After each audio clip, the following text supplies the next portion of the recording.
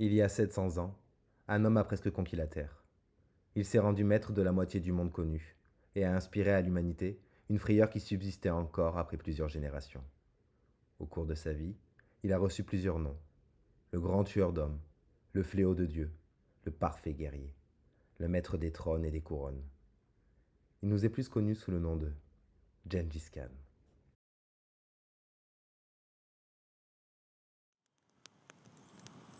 Coucher de soleil, Le coucher du soleil. des nuages, une Le espèce de jaune rosâtre.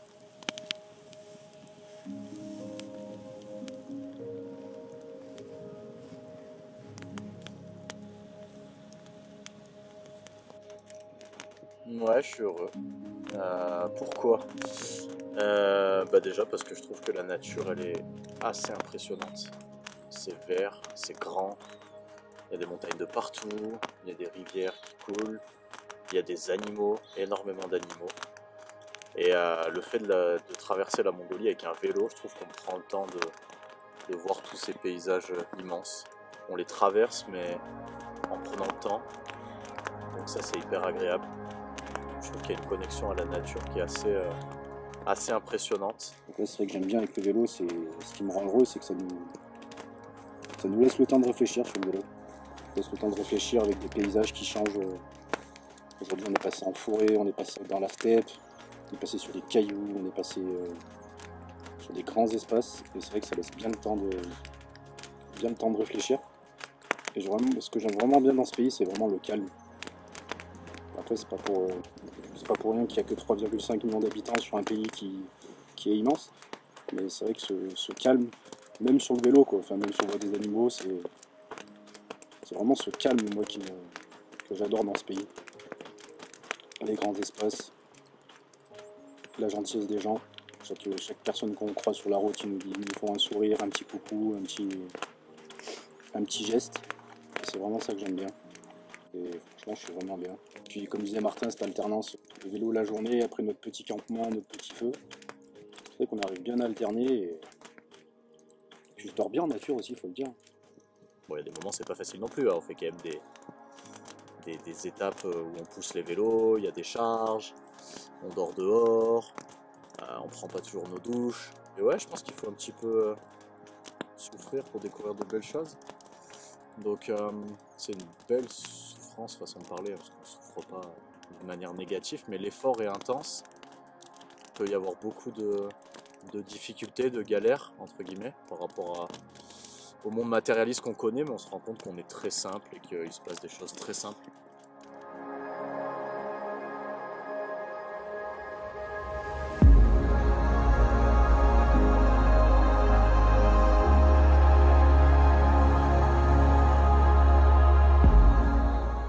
La Mongolie.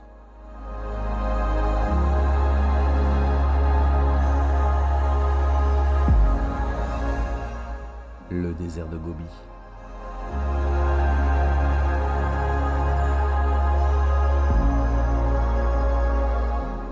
La taïga.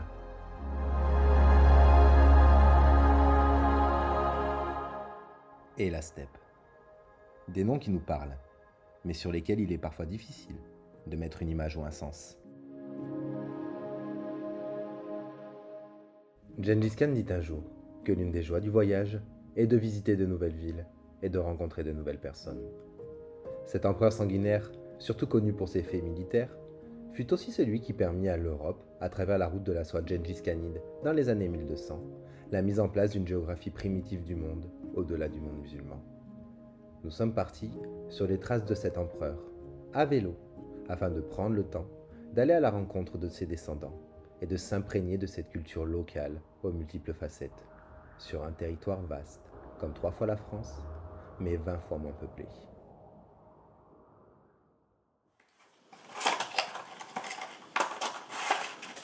Chacun son sac, les pédales, ton porte-panier, tranquillement. Donc les tiennes, on va faire un casque. Je crois qu'on est bon. Hein.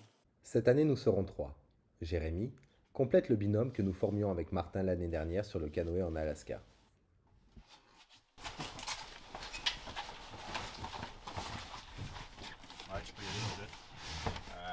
ça, on met les sacs là. Ouais, Nous emmenons avec nous nos propres vélos, fabriqués en France, à Valence, à quelques kilomètres de chez nous.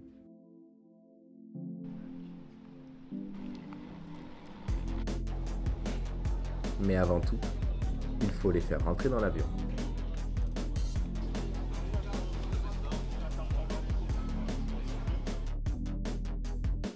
Faut aller voir votre compagnie, vous leur dites qu'au 10 ça passe pas et que moi je vous propose d'aller au 14, mais vous pouvez l'accompagner.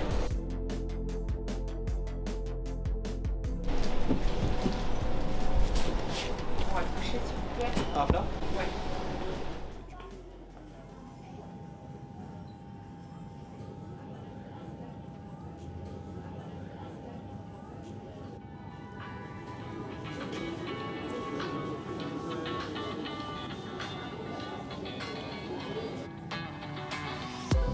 Longueur d'avance sur ceux qui me devançaient. Je prends une autre direction, tout est relancé.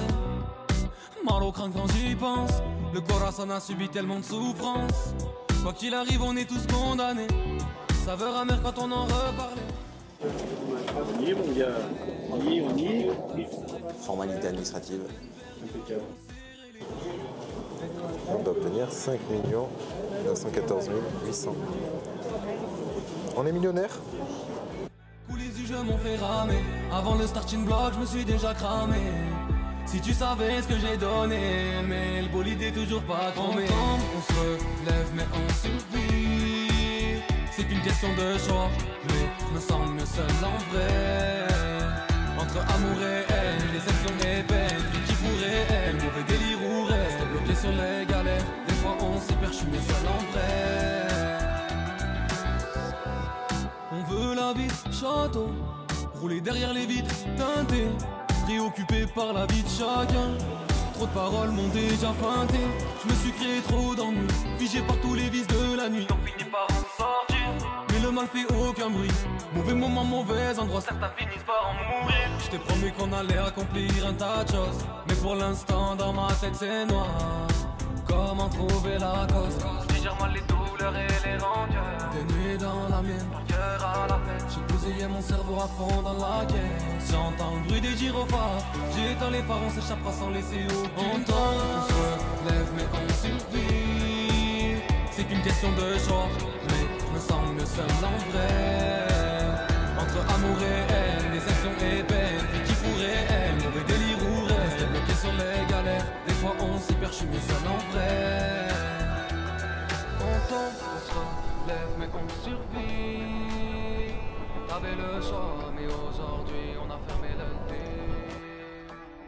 On tombe, on se relève. Et ben il y a notre petit Jérémy sur la droite qui a fait une grosse erreur du débutant. Il a gonflé son matelas après la soirée, après le repas. Du coup il se rend compte que c'est pas une bonne idée de faire ça juste avant de dormir.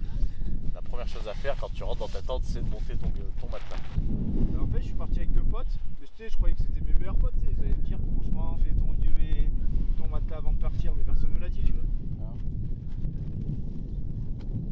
Bonjour la Mongolie. Aujourd'hui, la mission, c'est de traverser le National Park sur 50 km et de camper au croisement là, le long de la Tour Golf.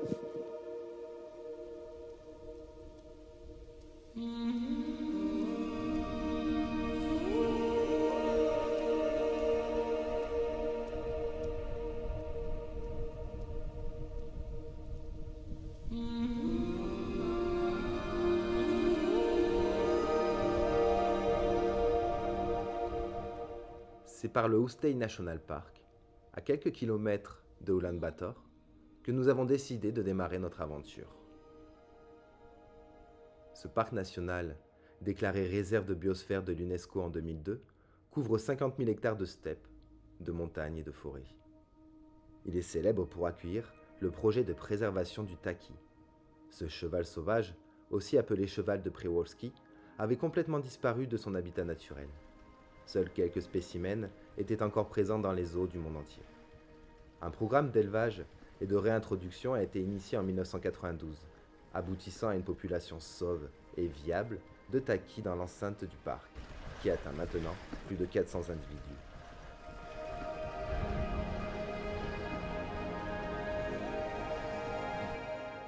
C'est le dernier descendant du pur cheval mongol. Doté d'une grande capacité d'adaptation, il est capable de survivre avec peu de nourriture et des températures parfois extrêmes. Jamais dompté, il est le seul cheval totalement sauvage et non domestique. Au XIIe siècle, lors de leur conquête, Gengis Khan et les Mongols se sont tournés vers un cheval voisin pour former leurs armées de cavaliers, le cheval mongol, plus docile et plus facile à monter.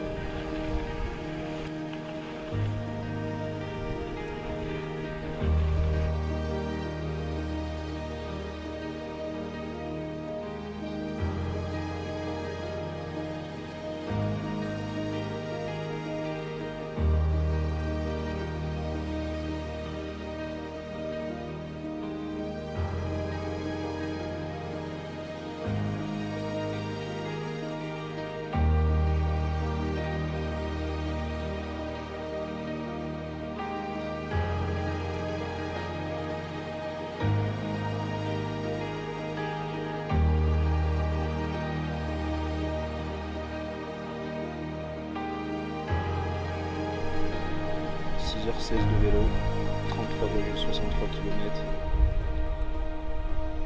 vitesse moyenne 5,4 km/h. On a fait une pointe à 26,3 les gars. En descente, je devais pas être bien. Énorme. Je pense que c'était avant que je déraille la chaîne. Altitude là les gars, on a 1445. On a fait 199 de positif et 407 de négatif. Je crois que c'est pas mal.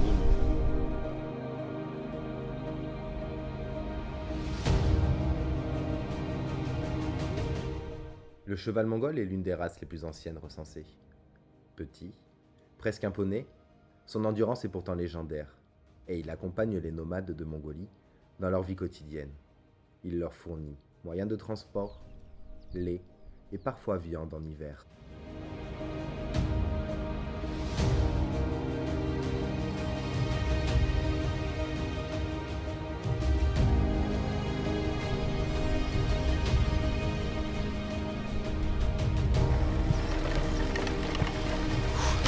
Bien mec, on est bien. Il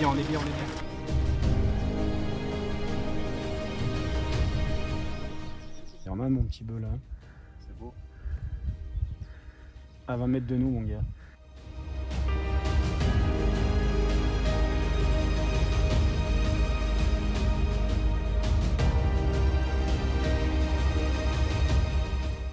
« 7 km je pense. Je dirais bien une trentaine de minutes. Après quasi 55 km, plus que 7 km.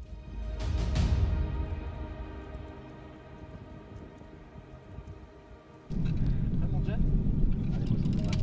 À toutes. Je pense qu'au lieu de la montée, c'est le vélo.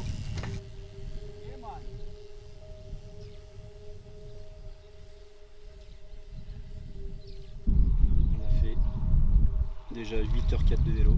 Vitesse moyenne 7,7 km/h. On a fait une petite pointe à 34,3 km. C'est la descente vent dans le dos, non? C'est sûr. Altitude max, on est monté à 1425. On a fait 694 de positif et 658 de négatif. On a été pris par une tempête. Vas-y.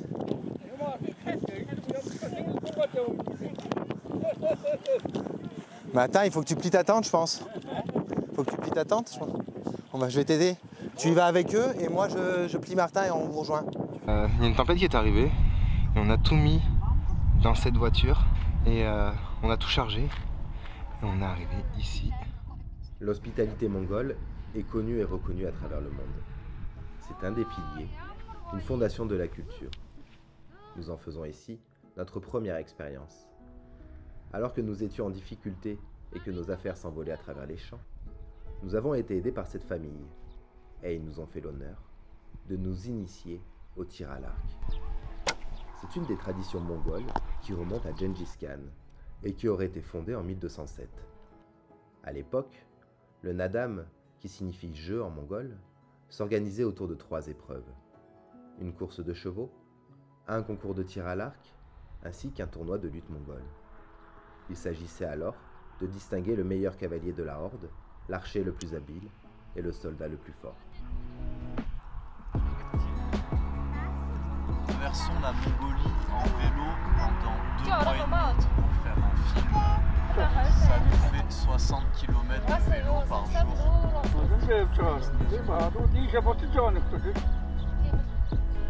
On va essayer. Tu vas Martinez? Allez, chacun. Comme tu veux. Le nadam, qui a lieu tous les ans, fête l'indépendance de la Mongolie face à la domination mandchoue, un peuple du nord de la Chine. Elle célèbre également l'instauration du nouveau régime et rend un véritable hommage à la fierté nationale qu'est Gengis Khan.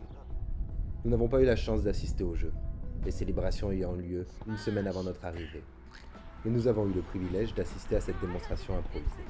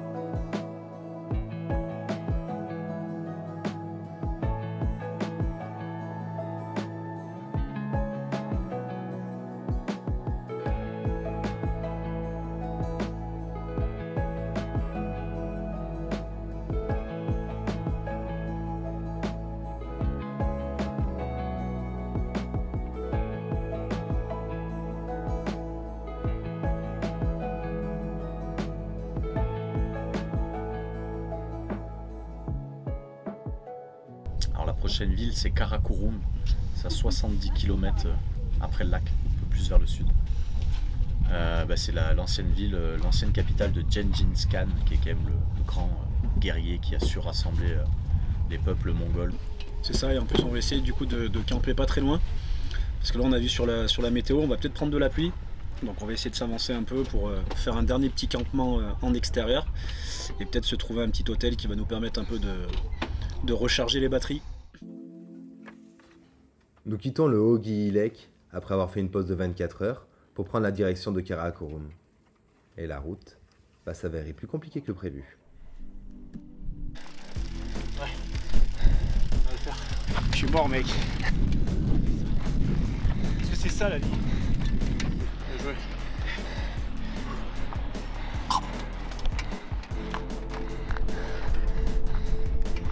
Eh ben, et ça devait être une journée de repos. C'est une journée de repos.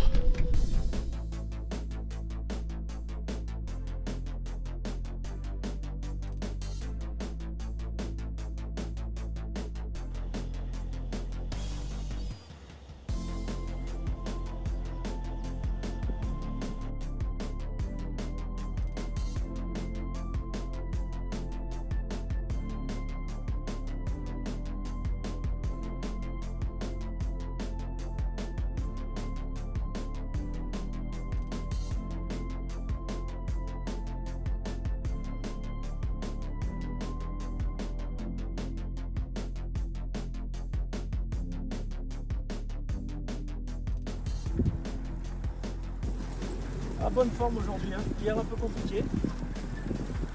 Aujourd'hui on a les jambes. Après une semaine de vélo et 350 km parcourus, nous arrivons à Karakorum, la capitale sous l'empire de Gengis Khan. Nous avons 2 jours pour visiter cette ville avant de nous lancer sur les chemins de l'Orkhon Valley.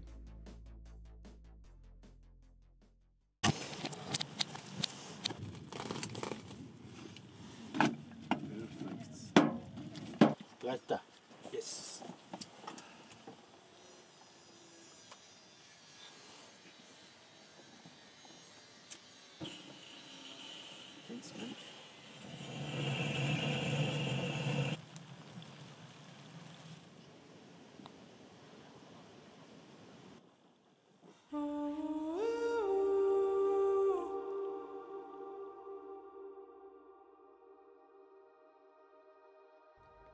Composé de tribus nomades, le peuple mongol n'a pas de capitale fixe.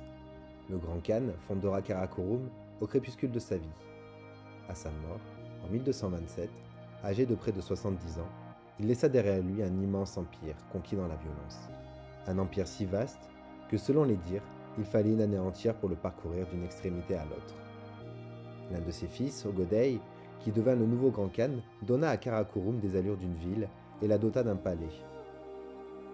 Un témoignage de Guillaume de Rubruck, moine franciscain, envoyé par Louis-Philippe, alors roi de France, donne une idée de ce à quoi pouvait ressembler la ville à l'époque. Il y a là 2 quartiers, celui des Sarrasins, où sont les marchés et où de nombreux marchands affluent à cause de la cour, qui est toujours proche, et à cause de la multitude des ambassadeurs. L'autre quartier est celui des habitants du Kataï, qui sont tous des artisans. En dehors de ces quartiers, il y a de grands palais qui sont destinés aux secrétaires de la cour. Il y a 12 temples, idolâtres, de diverses nations, 2 mosquées où est proclamée la loi de Mahomet et une église de chrétiens à l'extrémité de la ville. La ville est ceinte d'un mur de terre et à 4 portes.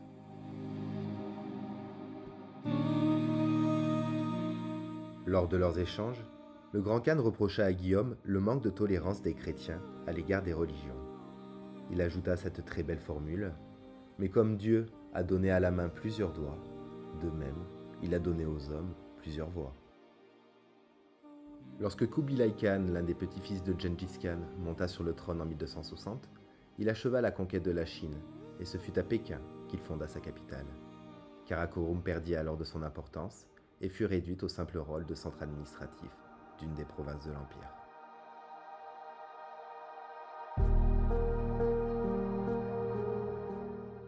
Le monastère d'Erdenzhou, qui signifie temple joyeux en mongol, a été construit entre 1585 et 1586 avec les pierres de la ville de Karakorum. Il est probablement le monastère bouddhiste le plus ancien de Mongolie. L'enceinte fut construite pour protéger le trésor de la nation et résister aux attaques répétées des Dzongars. Au début du XIXe siècle, elle fut reconstruite en briques et surmontée de 108 stupas, tous différents, portant chacun le nom de son donateur. 108 étant un nombre sacré dans le bouddhisme qui correspond notamment au nombre de perles dans un rosaire. Aujourd'hui, Erdenzhou reste un monastère bouddhiste actif, de même qu'un musée.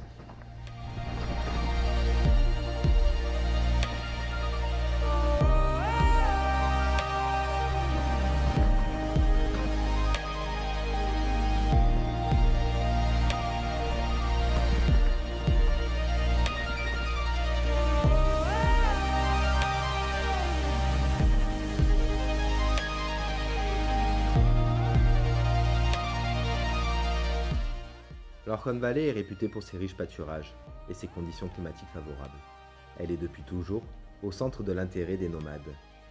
C'est pourquoi, dans cette vallée, se sont successivement fixés les différents empires nomades issus d'Asie centrale.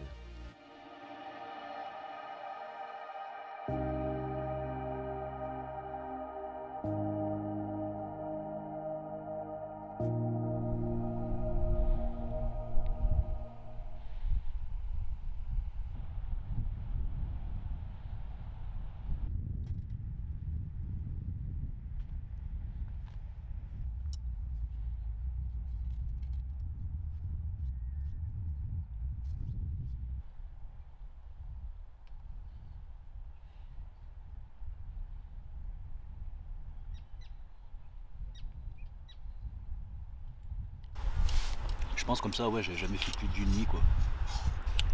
T'as besoin d'une bouteille de gaz, une casserole, un paquet de noodles, ça suffit quoi. Retour à l'essentiel. C'est ça. J'étais pas trop inquiet, tu vois, sur ça. Je me disais pas, tu vois, ça allait être dur. Ou... Plus, comment dire, impatient. Ouais. Ça me sort un peu de mon confort que j'ai à la maison. J'ai pas peur de beaucoup de choses maintenant, tu vois. Bah, je pense, tu vois, en ayant perdu mes parents, tu vois, je pense que ça me... C'est pas que ça m'a vacciné, tu vois, mais c'est que... Je relativise beaucoup plus. Mais non, jamais craintif. T'as toujours une solution, t'es pas...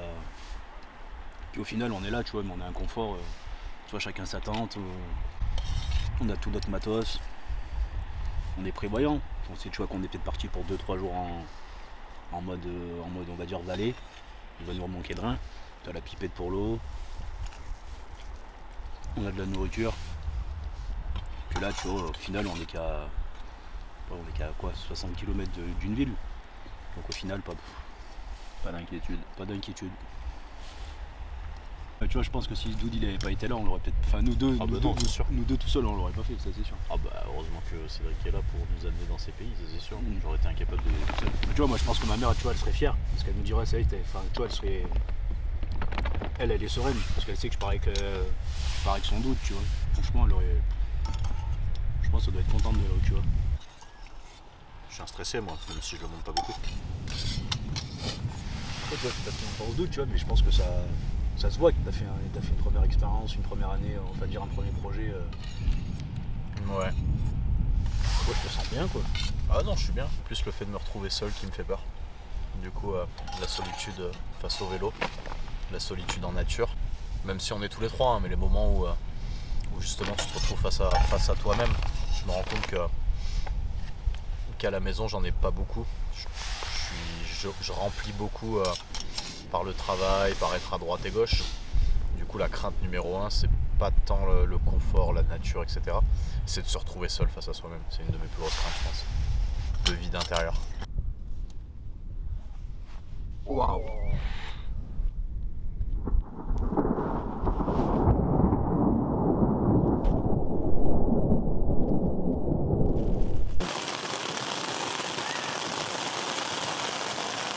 Moi je finis mon repas, on a pris un petit déluge.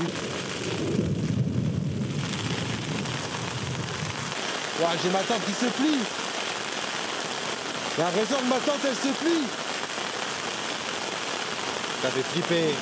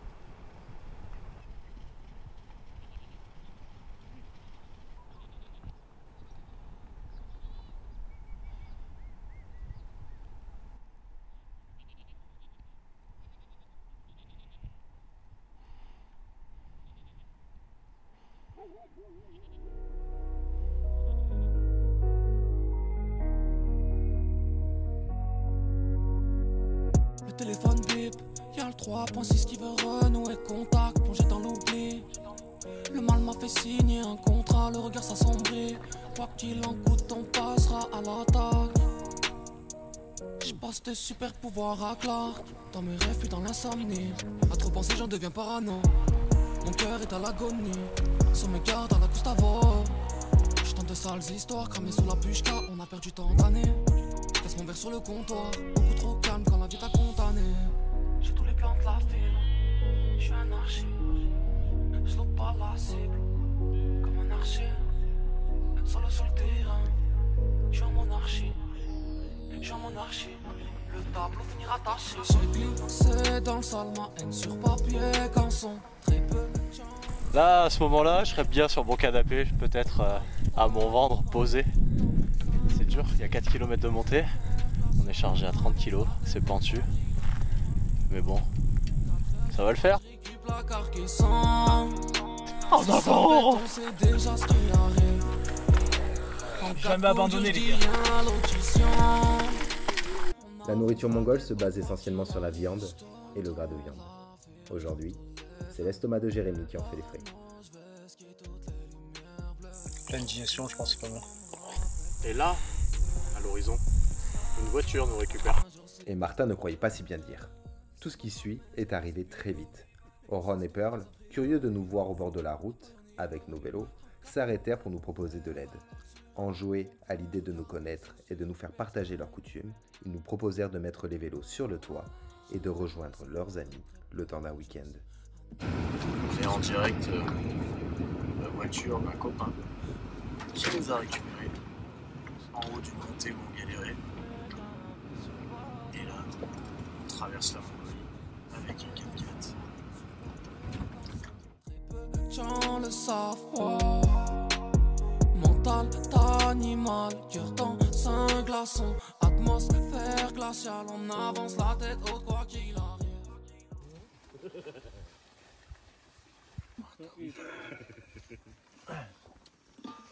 Avec this, je suis en train de couper du bœuf avec un espèce de couteau qui fait la taille de ma main.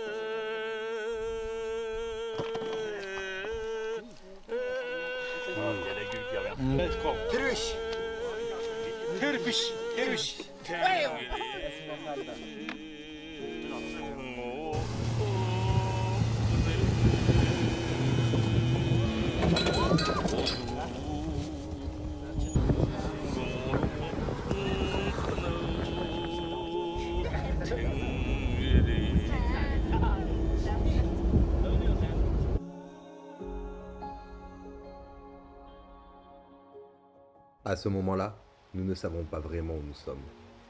Nous nous laissons porter, guidés et conduits par nos amis, à la découverte d'une Mongolie authentique, loin des circuits touristiques.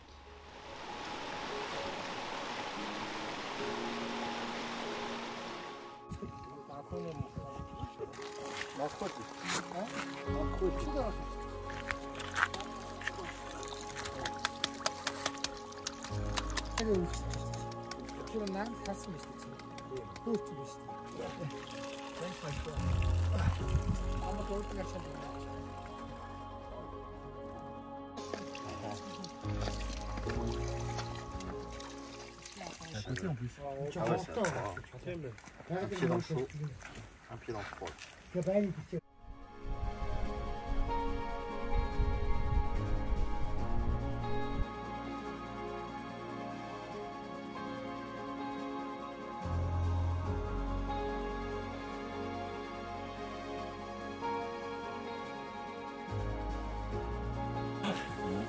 $3 million years ago.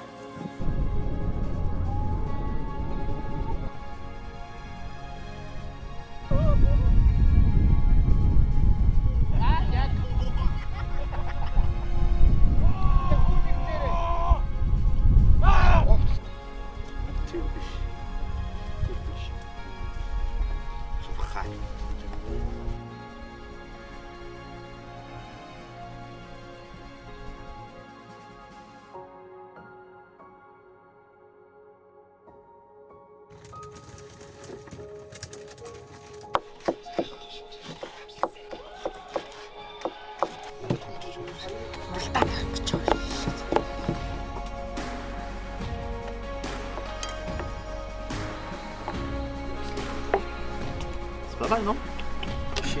Ah. Yeah.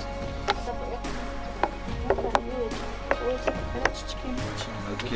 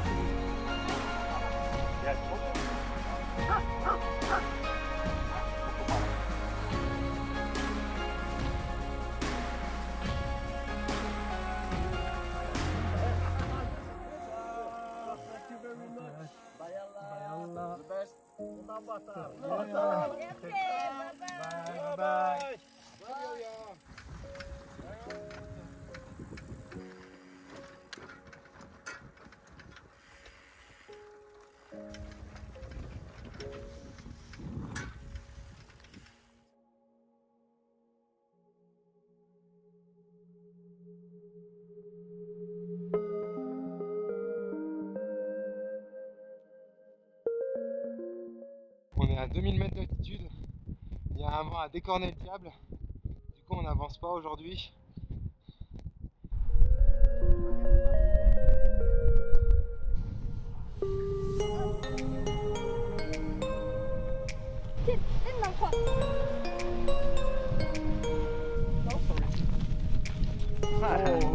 Oh.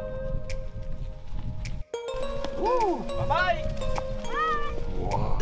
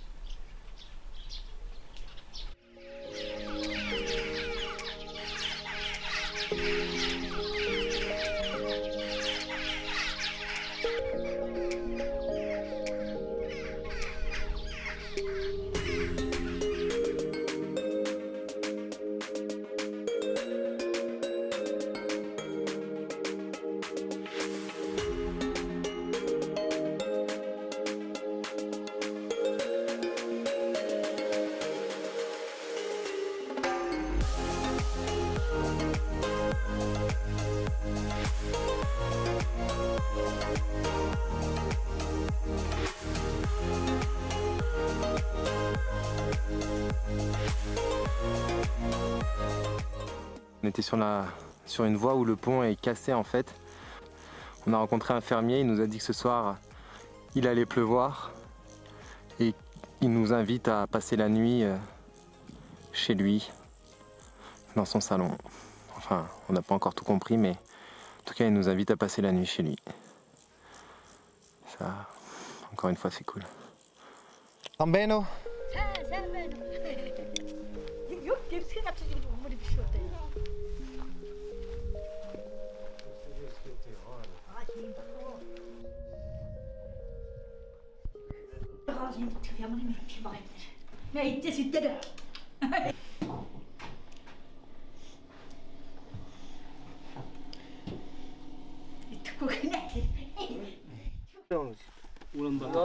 Yeah, finish.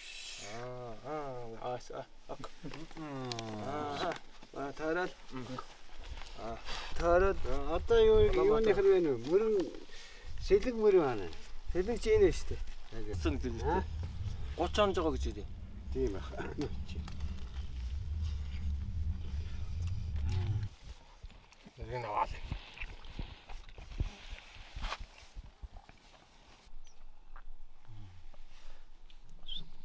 61.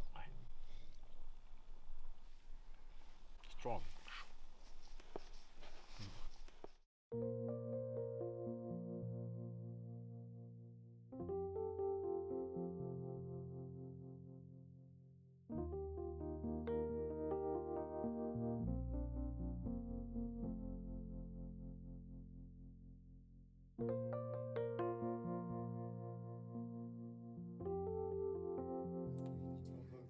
Le thé au lait est la boisson la plus consommée de Mongolie.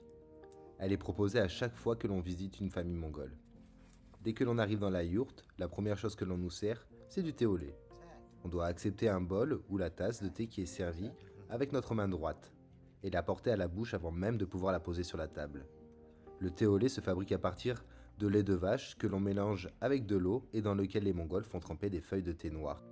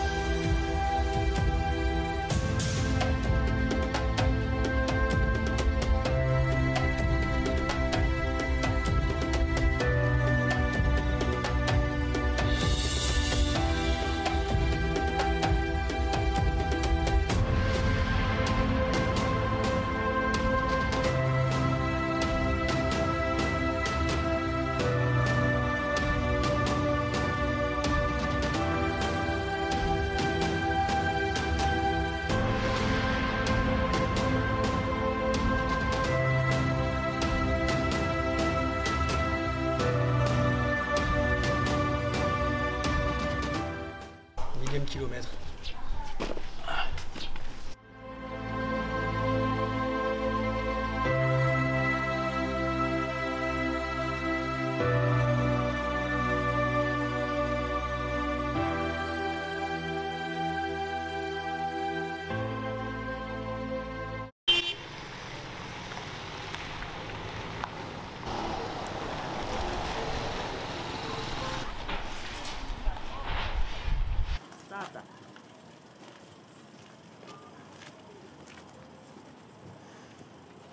Le métier numéro 1, c'est l'épicerie. Ils viennent acheter un peu tous les jours, alors que nous, on remplit des grands caddies qui nous font 15 jours. Je pense qu'ici, ils viennent tous les jours au marché, vraiment, pour compléter ce qui leur manque. J'aime beaucoup les bonbons, les petits encas. C'est en vente au détail. C'est assez impressionnant. Il y a un peu de tout. La première fois du soda. Première fois qu'on voit autant de prix, vraiment. Ouais. De tout en plus. Ça c'est Tout le mobilier qu'on retrouve dans les yurts. On a la porte. Les lits. On va aller découvrir des endroits qu'on pourrait pas accéder à vélo. Du coup, on fête nos 1 mois de voyage et on prend un petit moment découverte nature. Et là, Jérémy il est en train d'utiliser ses gros bras pour charger les vélos. Ça reste le coach sportif de la bande. Donc lui porte à l'avant et moi je fais style à l'arrière.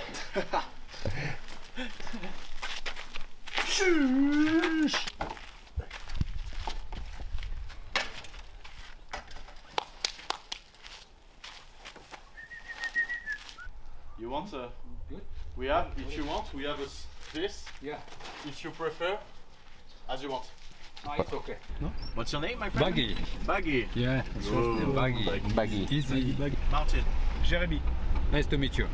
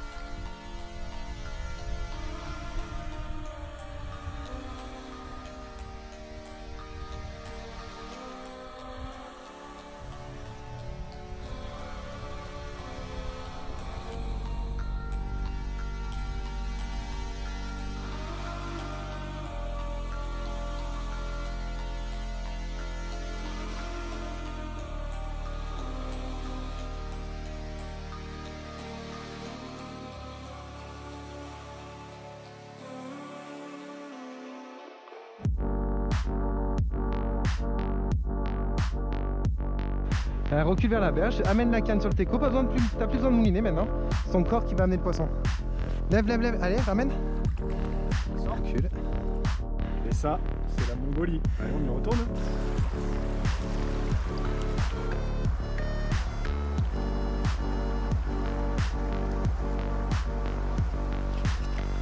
Yes. Ah non! Il a gagné.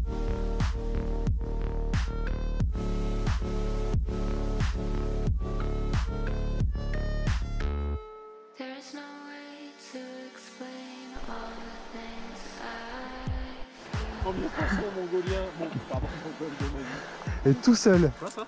Un nombre. On va le manger ce soir au barbecue.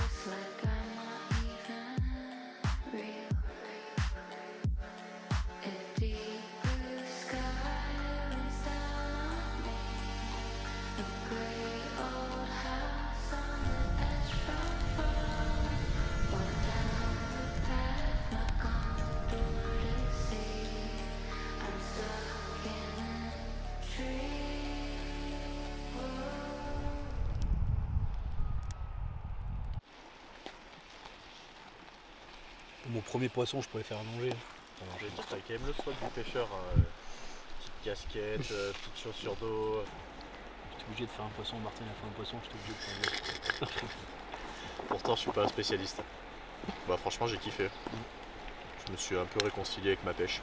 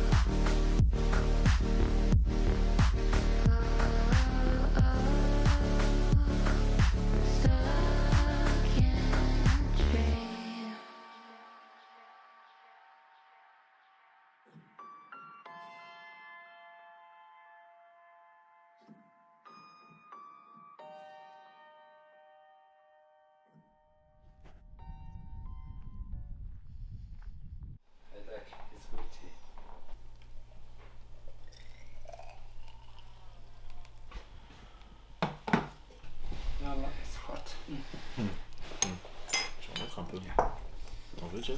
On va écouter un peu.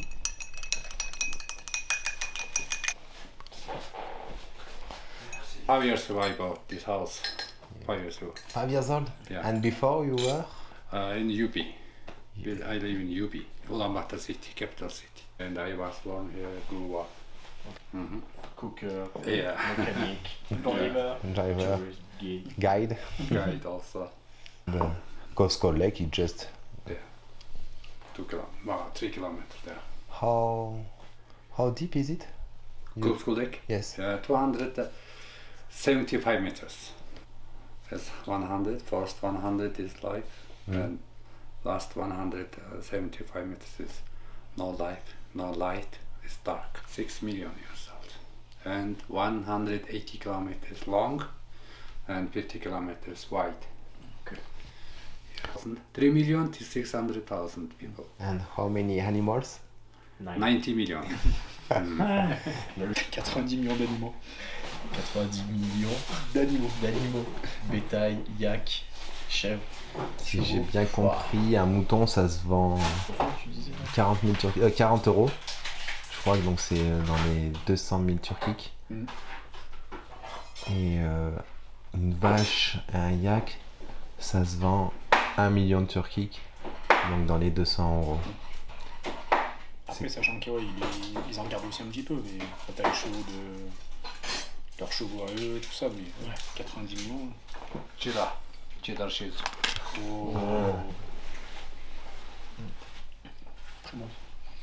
Comme du goût du cheese. J'arrive.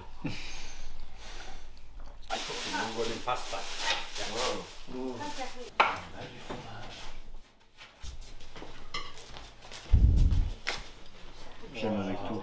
Oh bah yallah. Est-ce qu'on est bien sans vélo? Je peux plus reprendre le vélo, celui qui reste sur son toit. Il nous amène en taïga, chez Satan, Jason Satan, total. Il fait le tour de la Mongolie. Et c'est ce qui va arriver pendant une semaine. Baggy est un guide certifié. Il nous propose de nous emmener vers le nord, rencontrer les Tsatanes et découvrir le peuple des rennes. Il connaît la route parfaitement et est capable d'organiser cela rapidement. Il repart donc pour Mohon afin de réaliser les démarches administratives nous permettant de rentrer dans les différents parcs nationaux. Et nous avons 24 heures pour visiter les environs et profiter de sa maison qui nous a laissé à disposition le temps d'une journée.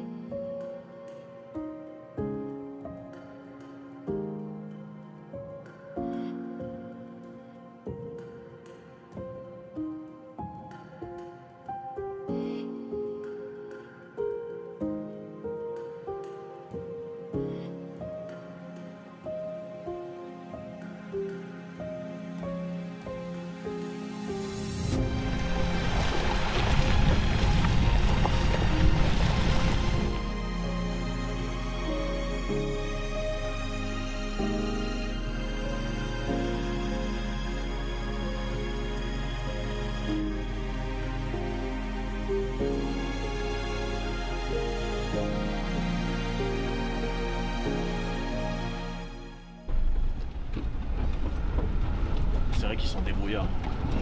Tu vois le nombre de... Je les trouve actifs en fait sur le foyer, leur journée. En fait tous les gestes que j'aime pas faire, ils le font tout le temps facilement. Rapidement. C'est ça que tu te dis que... peut-être qu'ils vivent pour vivre, que nous on vit pour travailler, je parle pour moi bien sûr. Je suis capable de couper un agneau et de faire un casse-croûte pour mes collègues. Alors que eux, pour eux, c'est normal et logique. On s'arrête dans une épicerie locale parce qu'en fait ici quand tu veux rencontrer un chaman, le troc se fait avec une bouteille de vodka et un paquet de cigarettes si j'ai bien compris. Donc là on va acheter un paquet de cigarettes et une vodka pour l'achat Woman.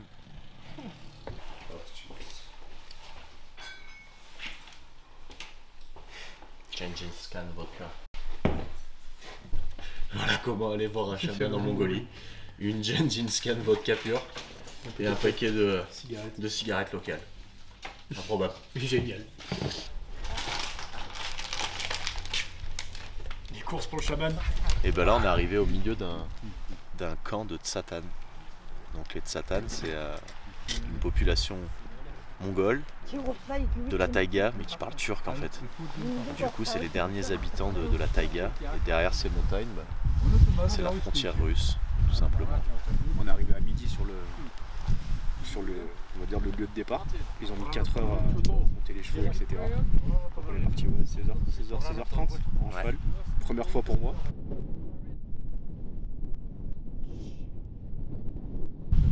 Première fois pour moi aussi. Et du coup on est arrivé de nuit. On a cru avec Martin qu'on n'allait jamais arriver.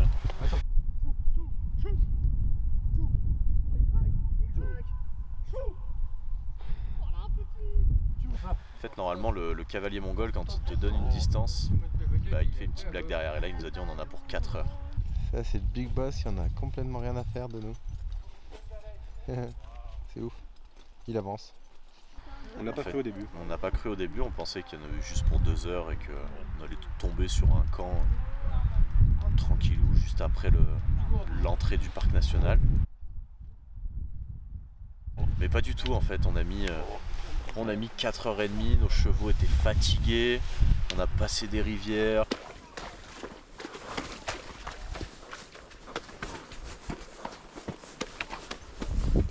Il y a de l'eau qui arrive de partout. On a mis les pieds dans la flotte. On s'est perdu. On avait 3 chevaux d'un côté à l'arrière et 5 à l'avant. 5 à l'avant avec Ouais. Cédric, avec nous. Et nos bagages, donc nous si on se perd, plus de bagages, plus rien. Juste notre guide. Bon, les tags baggy, du coup on était serein. Moi baggy je l'ai pas serein à 100% parce qu'il nous dit yes, yes, je connais la Mongolie, yes. Mais bon est-ce qu'il la connaît vraiment à 100%, on sait jamais. Ah, c'était la taïga, taïga des arbres de partout. Je savais pas ce que c'était que la taïga, je connaissais ce mot. La steppe, la taïga, c'était des choses qui m'étaient complètement inconnues jusqu'à présent. Et ben maintenant, je suis capable de mettre un paysage dessus. C'était plus humide en fait, d'une certaine manière. C'était un peu des marécages avec de grandes forêts. On a alterné montée, descente, pas mal de petites rivières. Et tout autour de nous, il y a des grosses montagnes. C'est un peu plus haut, je pense que les montagnes autour de nous, elles sont à 3000, 3005. Là, on est quasi à 2000 mètres d'altitude. Et en gros, ils ont des camps d'hiver et des camps d'été, les Tsatan. Mais ça reste des conditions de vie qui sont assez rudes quand même. Parce qu'il fait froid, il y a du vent. On a passé 2 camps d'été. Non, 2 camps d'hiver. Qui sont un peu plus proches de la ville, on va dire, mais bon, ça reste loin. Et là, on va au camp d'été, mais c'est impressionnant de se dire qu'il y a des gens qui vivent ici, quoi. Et ils vivent de quoi? Et on a fini de nuit, ouais, on a fini de nuit. Je pense que les chevaux étaient moins perdus que nous. Il est 21h30. Nous sommes à 6 heures de cheval. La température chute de manière exponentielle. Je suis gelé. Je le guide même plus. Mon cheval a l'air de connaître la rouasse. Mon cheval... Et on est arrivé à 22h sur notre camp de Tsatan, sans trop se rendre compte d'où on était. Improbable. Traverser la taïga en pleine nuit pour trouver un camp de Tsatan chez une dame, sa fille. En train de boire du lait de renne. Ouais, parce qu'on est arrivé, il y avait quand même des rennes à côté de nous. C'était pas la reine des neiges, c'était des vraies rennes. Après c'est bon, on m'a dit que c'était fort, mais pas du tout. Et là ce matin, on se rend compte que Dans un endroit magnifique. on est dans un endroit magnifique au milieu d'une vallée Il y a des rennes de partout. Alors c'est bizarre un renne parce que ça fait des bruits bizarres.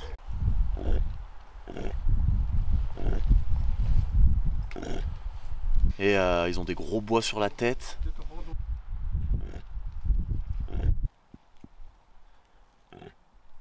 Il y a des tipis de partout avec des poêles à bois.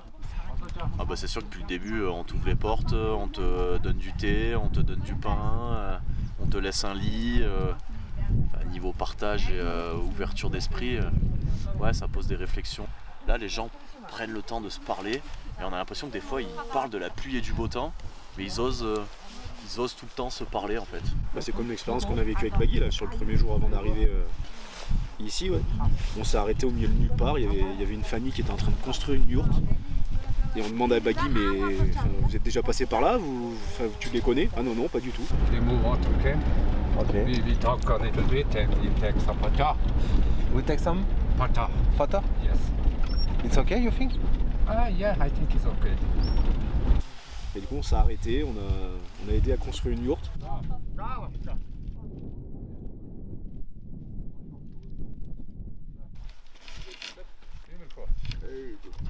This is more warmer. Now it's getting colder, but it's a more warmer place and good for grass, for animals. Grasses, food around there is good. Bon, j'espère qu'elle tient depuis, parce que. Et ouais, c'est vraiment ça, ouais, c'est vrai que l'impression qu'ils se connaissent sans se connaître en fait. L'attitude des Mongols, je la trouve assez extraordinaire. Du coup, c'est une belle claque que je prends. Ça me permet de travailler pas mal de sujets aussi intérieurement, donc ça brasse d'une certaine manière et c'est cool.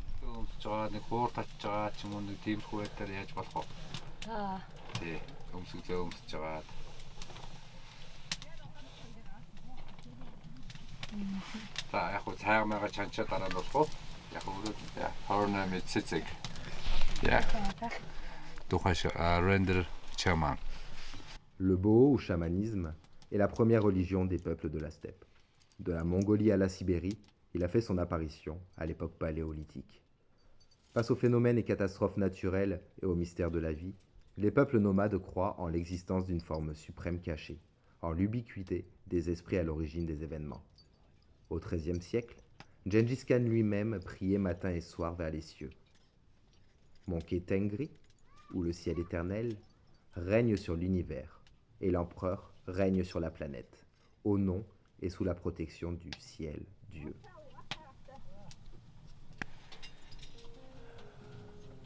Ouais, moi par rapport au deuil, du coup. Bah dis-lui que j'ai perdu mes deux parents et par rapport au deuil quoi. Bon, parce que moi du coup je me dis que j'ai plus le droit d'être heureux. C'est un peu fort comme mot, mais c'est ce que je me dis. Alors je pense que je recherche encore ce que c'est le bonheur.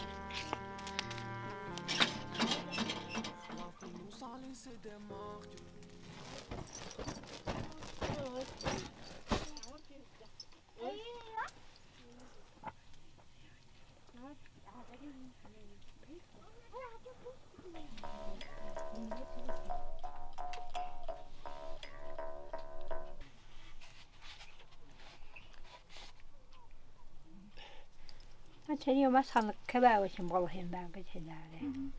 Tikka las beachen bas mo te make him ba. Don't miss your parents. This is life circle. And you always miss your parents. It's not good for your health. You need to try forget sometimes. And sometimes miss sometimes. She said you always go to sorry, it's bad word. Cemetery. It's not good. Don't go. Just every year, one time. Every year, one time go to your parents, and you always go there. No? Many times, yeah. Yeah, many times. It's not good for you. You can.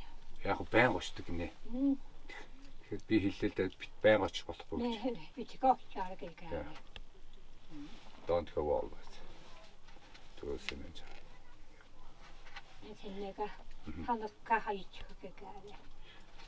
You need to forget. You try to forget.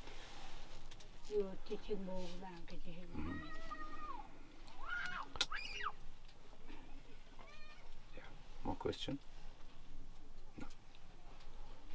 I know You what can- is the best for me, maybe in the future. ингэж асууж энэ цэцгийгч. Одоо энэ нөхөд хоёр ажил сонгох хэрэг байгаа гинэ. Нэг нь болохоор одоо нэг биеийн тамирын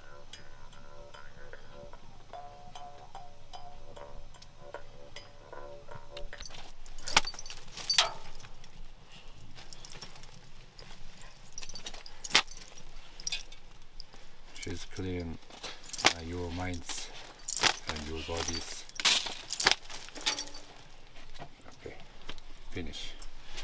2, 3 and smell. Yes.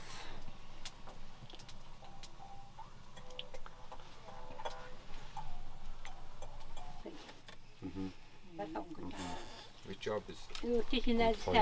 You like coach or Event. another job event? The two, but I think with the future, it's best for me to develop with people, you know, coaching. Yeah. But Coaching? yes, spiritual coaching maybe. Yeah. I prefer. And right of this, you know, when Yes. when you choose. see me in the camping, you know. Yeah, she said, this is your way. This is good choice.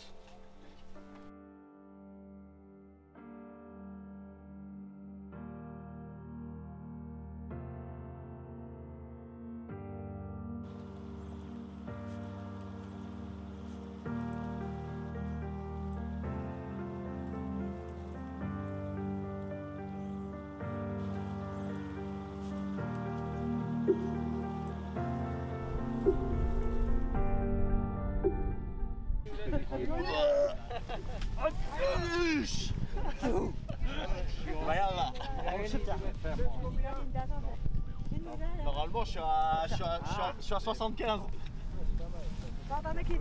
Je suis pas du tout flex comme t'as pu voir.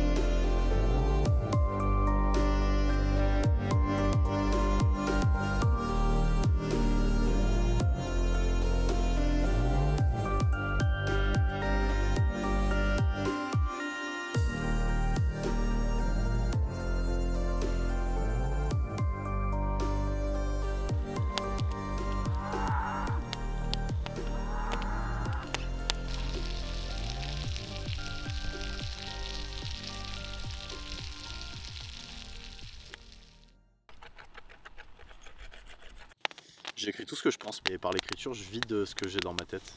Une fois que j'ai fait ça, bah, je fais un espèce de reset.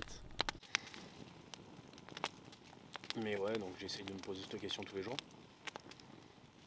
Mais le voyage, ça me rend heureux. Je sais pas, je suis en voyage, c'est le moment où je suis le mieux. Quand je découvre les pays, quand je suis pas dans ma zone de confort, quand je découvre un peu les choses, c'est ça qui me rend de plus en plus heureux. Ouais. Chaque fois que je suis en voyage, la découverte, découvrir de nouvelles cultures, de nouveaux paysages. C'est ça que ça doit être. Faut vraiment que c'est quelque chose que je dois mettre en place, enfin d'essayer de le mettre en action, c'est d'essayer de voyager un peu plus. Peut-être 1 à 2 fois par an. Parce que je pense que le moment où j'ai voyagé, c'est le moment où j'étais le plus heureux.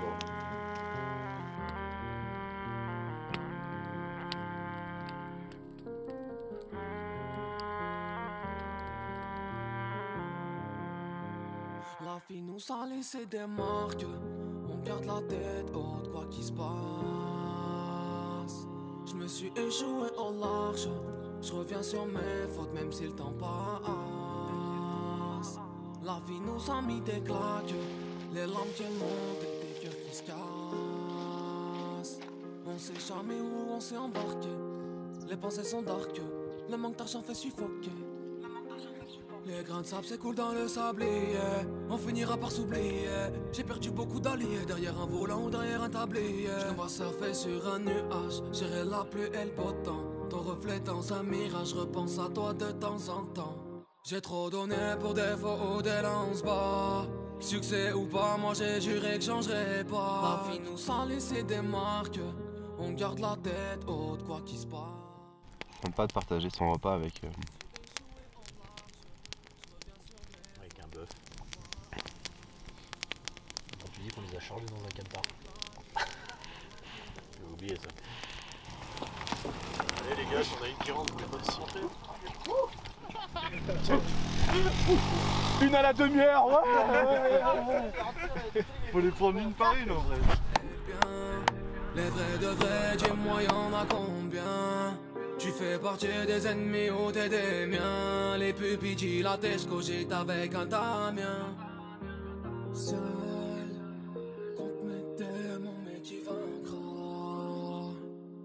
J'regarde le ciel, une étoile scintille, j'repense à toi. On a pris la route, mon frère, le chemin est tragique. Toi t'es parti sans retour.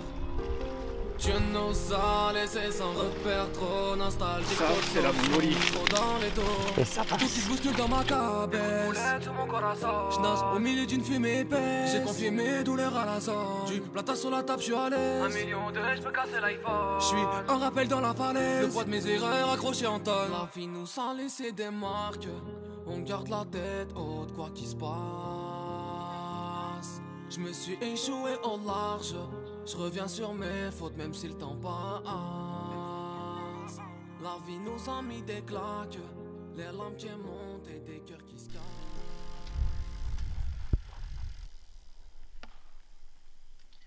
C'est bien quand je te dis que tu viens de là-bas, je sais pas où. Mais...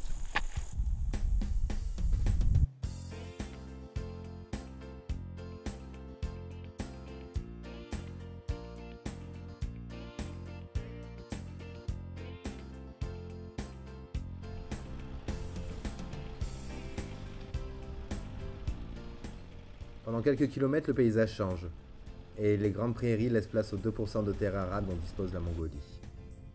L'hiver arrive, et le pays s'active afin de produire la nourriture nécessaire à la survie des 90 millions d'animaux durant l'hiver.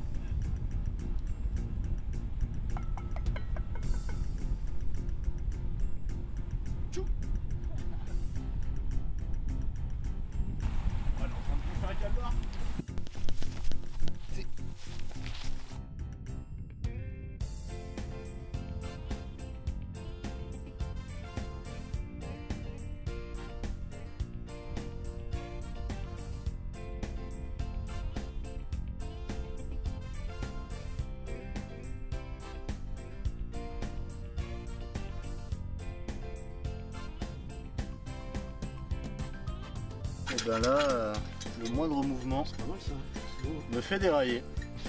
Du coup, on est en train d'essayer de limer ce qui nous reste. C'est bon ça?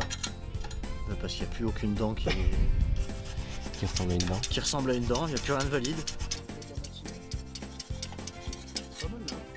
Tu vois des petites dents là. Elles sont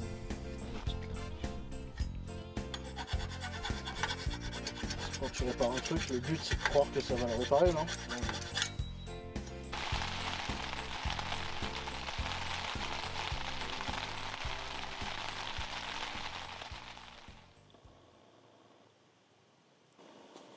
On verra si ça marchera.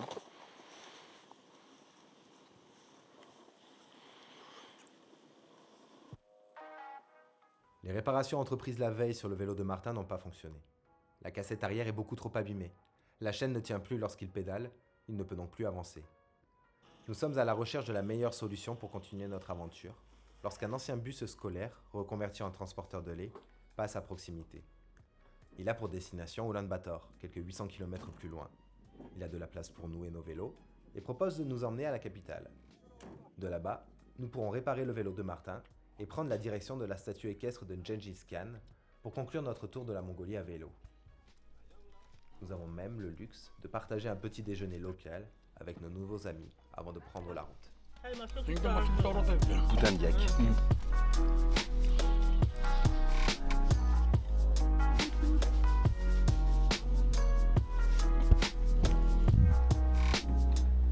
Ah, da, da. Starting de bière. Super bon.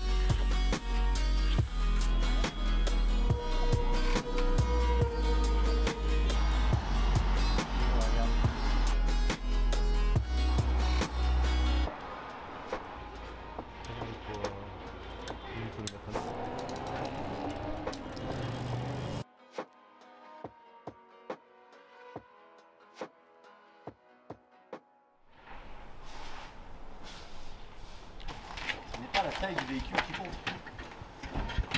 C'est la présence de la pièce.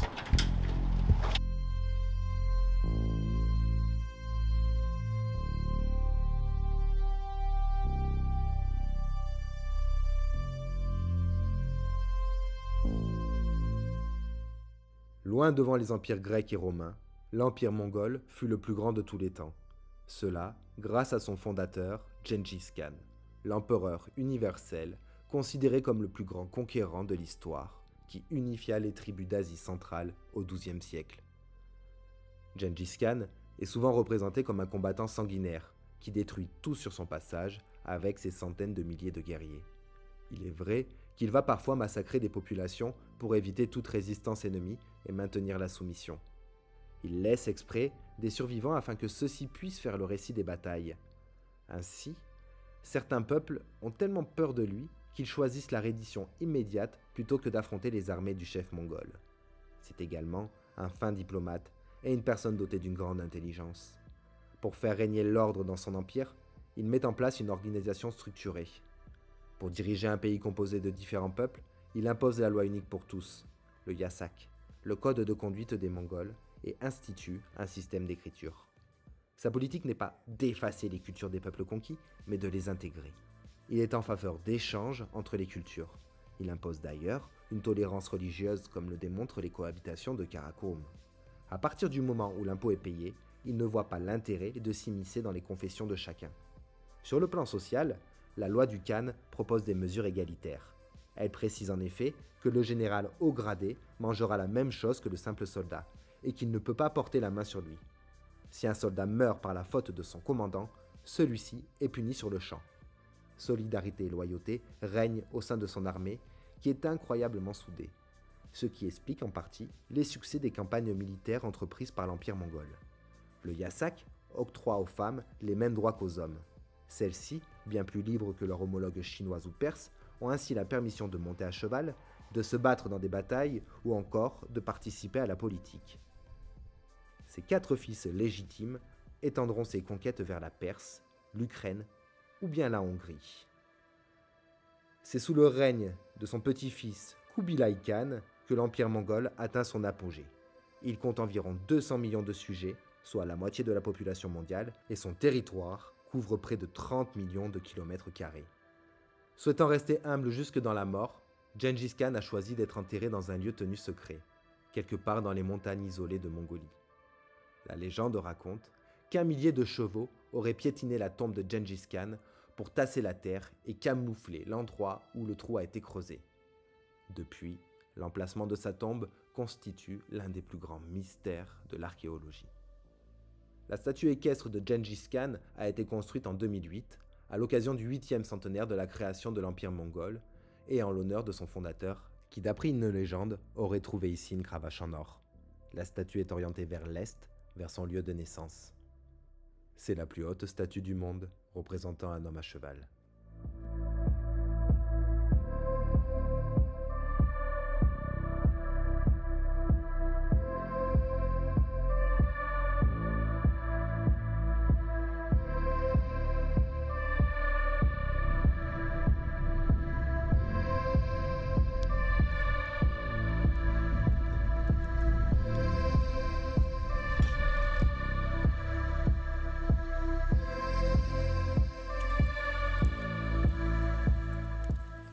On a fait 331 de positifs et 4 de négatifs. On a fait que monter ce matin.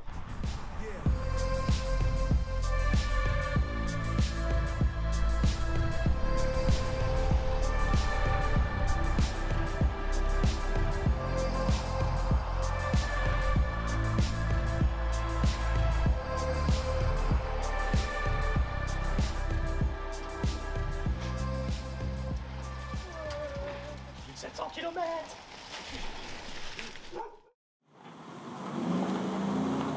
Nouvelle voiture. Nous sommes avec Otro. J'espère qu'il va pas aller au trot, qu'il va aller au galop. Il conduit un 4x4. Auto 4x4. J'ai une blague à faire, non? Ouais. Première nuit dans un désert. Très reposante. Bien dormi. Et Gobi, ça veut dire désert du coup en mongol, si j'ai bien compris. Du coup, quand on dit le désert de Gobi, c'est que t'es dans le désert du désert. Du coup, ça peut être mauvais signe d'être dans le désert du désert. Mais on est bien, ça secoue un peu en voiture. On va découvrir. On a eu une zone avec beaucoup de cailloux, on a l'impression qu'ils étaient empilés les uns sur les autres. On a l'impression d'être en Arizona un petit peu. Et là on passe dans un décor encore plus vide. Coup chaud, plat national, takeaway. À emporter, bien du pas.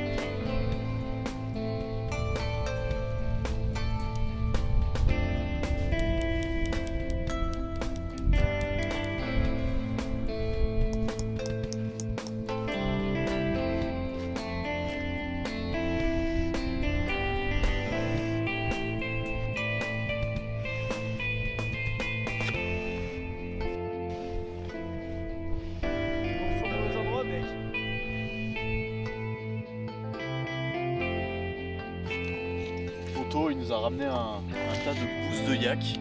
Et en fait, quand t'as pas de bois, horse, yak, décision du boss. On fait du feu avec du caca de horse, de yak et de co. Voilà, quand on n'a pas de bois, et ça réchauffe, et c'est cool. Ça a l'air de marcher là. Bien sûr que ça marche. Regardez-moi cette pousse géante là. En plus, ça fait fuir les moustiques. On avait appris à Loun, une des premières. Yak. On l'avait fait à Loun, hein, C'est ça. au bord du lac. On nous avait appris que ça faisait partir les moustiques ou les bêtes. Maintenant, on a de la chance dans le désert, on n'a pas de bêtes. Je pense qu'il n'y a pas de classement en fait. Je peux pas classer ce qu'on a fait on va dire de plus beau, de mieux. Je pense que vraiment, c'est vraiment la globalité de ce pays. Ça a vraiment été une agréable surprise sur tout ce qu'on a pu vivre. Aussi bien ce qu'on a vécu sur le vélo, les excursions qu'on a pu faire. On a l'impression en fait d'avoir vécu 2 mois et demi, mais sur des ambiances complètement différentes. On a eu de la nature, on a eu de la steppe, on a eu de la taïga, on a eu de la dune. Donc c'est vrai que ce pays vraiment nous permet en fait de voir différents univers. Et c'est vraiment ça que j'ai aimé dans ce pays-là, c'est vraiment cette diversité de paysages. Après, par contre, il faut faire un peu de kilomètres quand même. On a croisé énormément d'univers qui se sont mélangés. On a croisé aussi beaucoup d'animaux. Et moi qui aime beaucoup l'être humain, petite leçon d'accueil, d'humilité, d'entraide, de solidarité. Ici, je trouve que les gens sont simples, ils ont des yourtes, hein. C'est vrai que c'est pas l'habitat de folie comme on peut connaître chez nous où on a 50 000 choses. Mais il y a beaucoup de partage, il y a beaucoup d'entraide, ils rigolent énormément. Toi aussi tu l'as dit, Dudes, ils passent beaucoup de temps à rire. Et moi ce peuple, je le trouve hyper accueillant, hyper simple d'une certaine manière, mais simple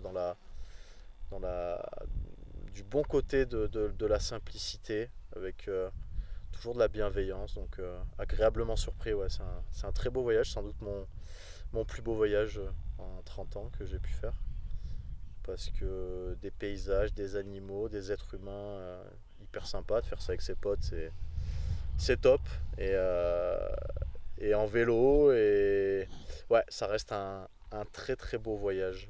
En étant proche de ce peuple mongol, entre guillemets, pour moi le bonheur c'est apprécier les choses simples de la vie, et que ce soit un repas, un paysage, un animal qu'on croise, écrire sur un calepin, descendre en luge avec ses collègues, donc des choses simples peut-être.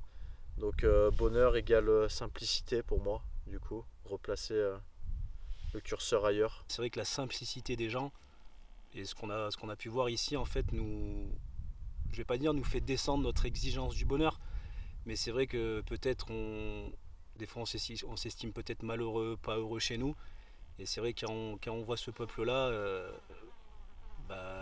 on peut être que heureux. Donc oui, c'est vrai que moi cette définition du bonheur, à chaque fois que je voyage, elle est remise en question.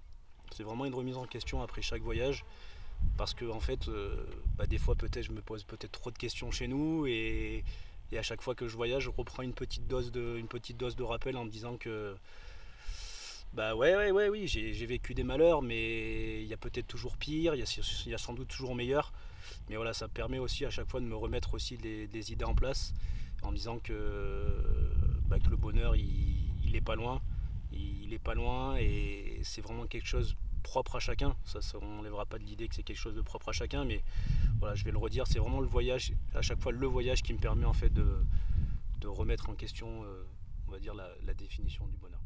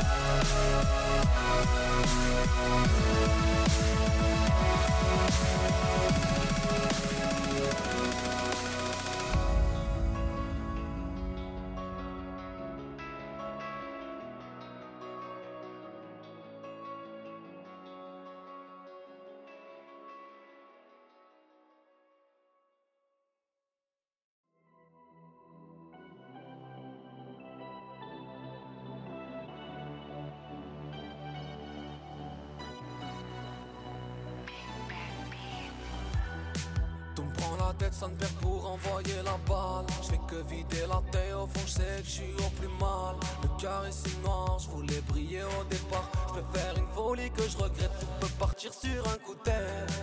La soif d'oseille a empoisonné mon esprit. L'entourage se diminue, je me demande si c'est fait exprès. À tout moment je peux te faire canner un imprévu et je t'ai nexté.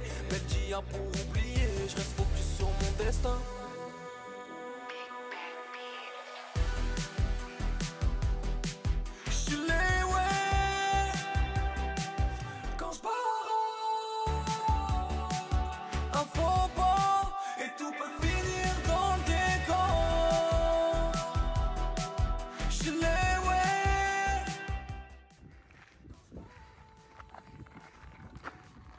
C'est le bon Dieu qui t'a puni, mon Martinez. Je faisais le beau 5 minutes avant. Il y a 2 secondes, tu me disais que tout allait bien. Qu'est-ce qui s'est passé, man? Son sac à dos a basculé à l'arrière.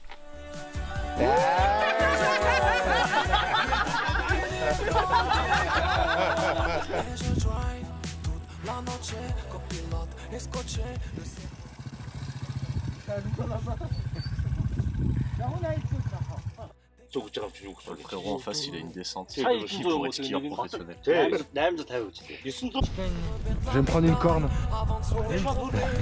T'as l'air serein, toi? Bah ouais, il a l'air calme, bien. C'est plus simple, rive droite. On l'a pas trouvé. Et on a cherché un pont qui devait nous amener directement à Batozil. Mais il n'y avait pas de pont en fait. Il était sur Maps.me, mais pas dans la réalité. On a la violette. Faut recharger. On a faim.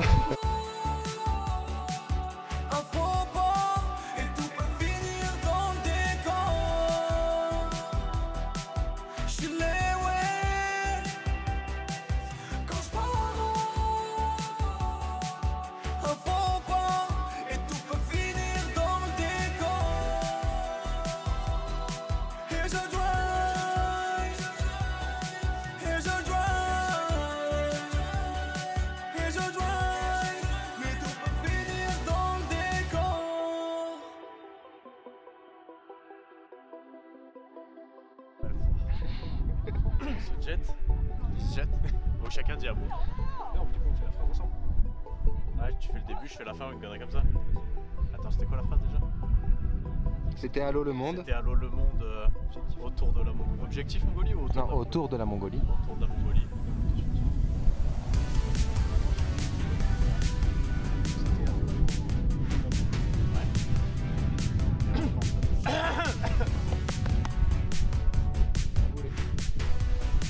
C'était Allô le monde autour de la Mongolie. Et on te donne rendez-vous pour une prochaine aventure. Ciao!